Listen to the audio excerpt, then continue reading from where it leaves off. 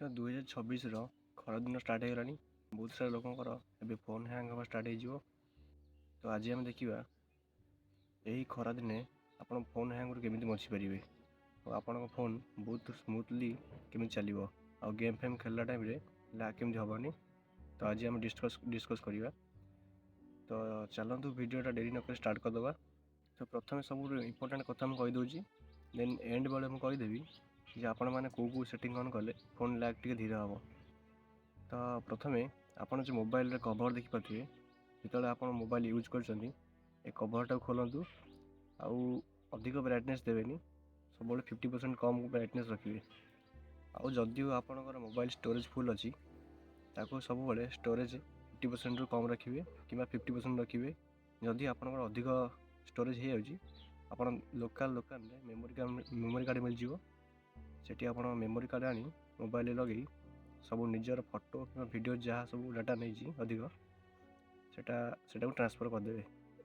ଆଉ ଆପଣ ଯେତେବେଳେ ମୋବାଇଲ ୟୁଜ୍ କରୁଛନ୍ତି ସେତେବେଳେ ଚାର୍ଜ ବସେଇ ୟୁଜ୍ କରିବେନି, କାରଣ ଚାର୍ଜିଂ ଟାଇମ୍ରେ ମୋବାଇଲ ଚାର୍ଜ ହେଉଥାଏ ନା, ତେଣୁ ଅଧିକ ଗରମ ହେବାର ଚାନ୍ସ ଥାଏ, ଯାହାଫଳରେ ମୋବାଇଲ ବହୁତ ହ୍ୟାଙ୍ଗ୍ ହୁଏ। ଯଦି ଏପର୍ଯ୍ୟନ୍ତ ଆପଣଙ୍କ ଭିଡ଼ିଓକୁ ଭଲ ଲାଗିଛି ତାହେଲେ ଲାଇକ୍ ଆଉ ସବସ୍କ୍ରାଇବ୍ କରନ୍ତୁ। ଏବେ ମୁଁ ଆପଣଙ୍କୁ ଦେଖାଉଛି ଯେ କେଉଁ ସେଟିଂ କରିବା ଦ୍ୱାରା ଆପଣଙ୍କ ମୋବାଇଲ ବହୁତ ସ୍ମୁଥ୍ ଚାଲିବ ଆଉ ଫାଷ୍ଟ ଚାଲିବ। ତ ପ୍ରଥମେ ମୋବାଇଲ ସ୍କ୍ରିନ୍ ଆସି ଆପଣ ଏଠି ଉପରୁ ସେଟିଂରେ ଟ୍ୟାପ୍ କରିବେ, ଦେନ୍ ଏଠି ସର୍ଚ୍ଚ ଅପସନ୍ ଆସିବ, ଏଠି ଆପଣ ଡେଭଲପର ଅପସନ୍ ସର୍ଚ୍ଚ କରିବେ। ଦେଖନ୍ତୁ ଡେଭଲପର ଅପସନ୍ ଆସିଗଲା। ଆସିଲା ପରେ ଏଠି ଆପଣ ତଳକୁ ସ୍କ୍ରଲ୍ କରିବେ, ଦେଖିବେ ସ୍ମଲେଷ୍ଟ ଲେଖା ହେଇଥିବ।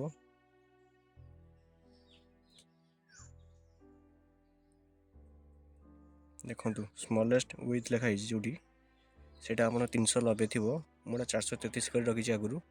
ଆପଣ ଆକୁ ଚାହିଁଲେ 50 କିମ୍ବା 100 ବଢ଼ିକି ରଖିବେ। ମୁଁ ଦେଖନ୍ତୁ 40-50 ପାଖାପାଖି ବଢ଼ିକି ରଖିଛି, ମୋର ଏତିକି ଠିକ୍ ଅଛି, ତ ମୁଁ ଏଇଟା ଠିକ୍ କରିଦେଲି। ଆପଣ ଏଟାକୁ ଅଧିକ ବଢ଼େଇବେନି, ଏଇଟା ପ୍ରୋବ୍ଲେମ୍ ହେଇପାରେ। 50 ଭଳିଆ ବଢ଼େଇବେ, ତାପରେ ଦେନ୍ ଠିକ୍ କ୍ଲିକ୍ କରିବେ। ଏତିକି କଲା ପରେ ଆପଣ ନିଜେ ଆସି କମେଣ୍ଟରେ କହିବେ ଯେ ଆପଣଙ୍କ ମୋବାଇଲ କେତେ ଫାଷ୍ଟ ଚାଲିଛି। ମୁଁ ଆଗକୁ ଏଇଭଳି ଆପଣଙ୍କ ପ୍ରୋବ୍ଲେମ୍ ଉପରେ ଭିଡ଼ିଓ ବନେଇବି, ତ ମୋ ଚ୍ୟାନେଲଟା ସବସ୍କ୍ରାଇବ୍ କରି ରଖନ୍ତୁ। ଆଗକୁ ଏପରି ବହୁତ ସାରା ଭିଡ଼ିଓ ନେଇ ଆସିବି ଯେଉଁଟା ଆପଣଙ୍କ ପ୍ରୋବ୍ଲେମ୍ ଉପରେ ଆଧାରିତ। ରହିଲି, ନେକ୍ସଟ ଭିଡ଼ିଓ ଦେଖା ହେବା।